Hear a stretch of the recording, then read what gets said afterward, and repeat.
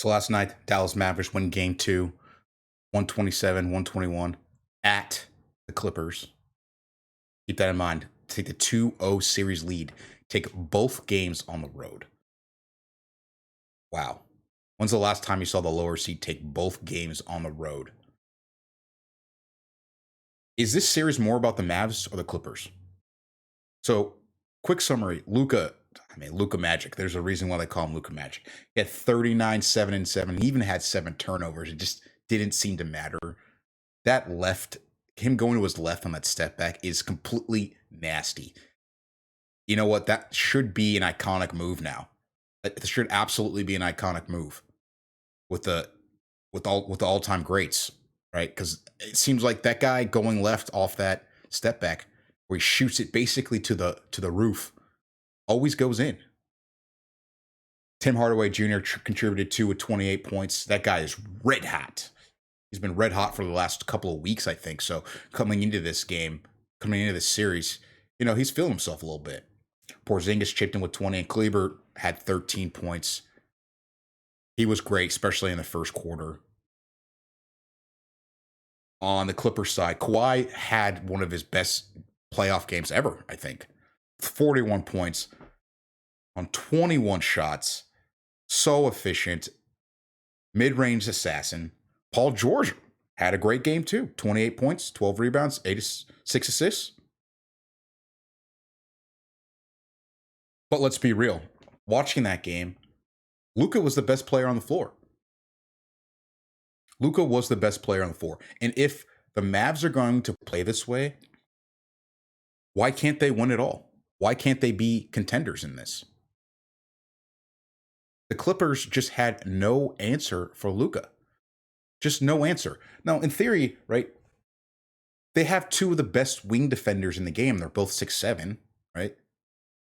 And you also throw in Batum and Ibaka in there.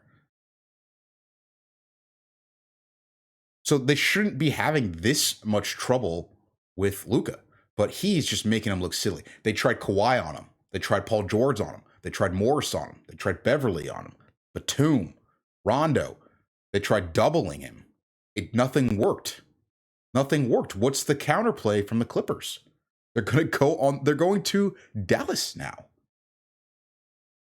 So the answer, is this series more about the Mavs or the Clippers? This is more about the Mavs.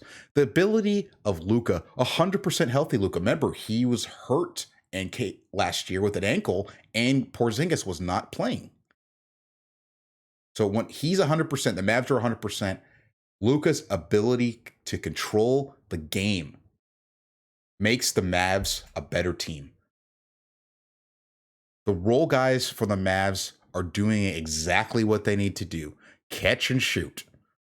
Let Luka cook, catch and shoot, make the easy plays. I mean, look how many times the Mavs got wide open shots. I mean, wide open. It's incredible, the ability of this guy. And then what happens is when your role guys make shots at that clip, I mean, they hit 18 of 34 threes. You cannot help off of Luka. So now he's playing 1-on-1. And the Clippers can't double him anymore, right? Even when he's hot, you can't double him anymore because the role guys are Tim Hardaway Jr. When he jumps out of the gym on his jump shot, is hitting shots. He hit 6 threes in this game. And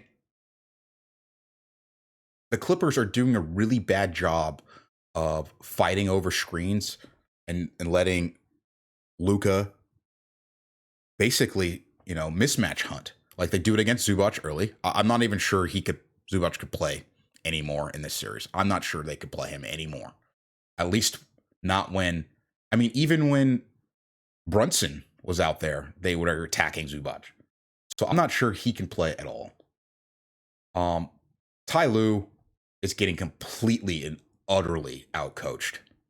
It's not even close. It's not even close. They tanked to get the Mavs. They wanted this matchup. They did not play together most of the year. Okay. Down the stretch when they had opportunities to play together more, they opted to rest. Rest for what? What have you won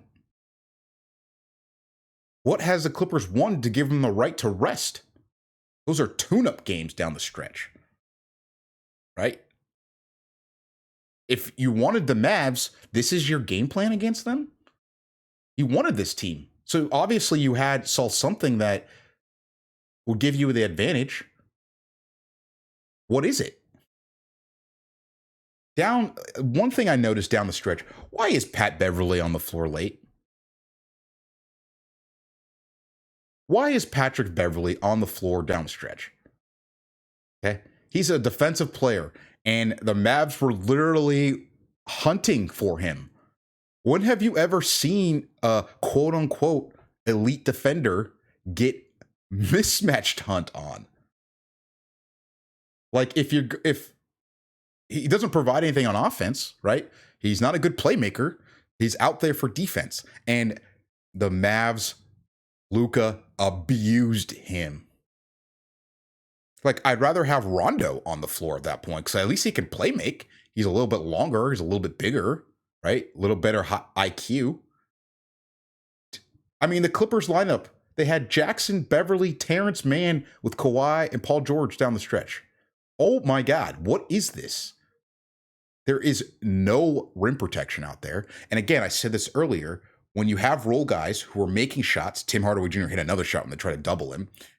You can't help. So they would get the mismatch on Beverly, and Luka would just waltz down the lane, too small. He would chirp right at him after. Chirp right after him. So where's Serge Ibaka? He only played 6 minutes in the game. I assume he still has the back issue. Like, Serge was supposed to be the one to help this problem. Like, normally, instead of Terrence Mann, maybe you put Serge out there so you can have some resistance at the rim.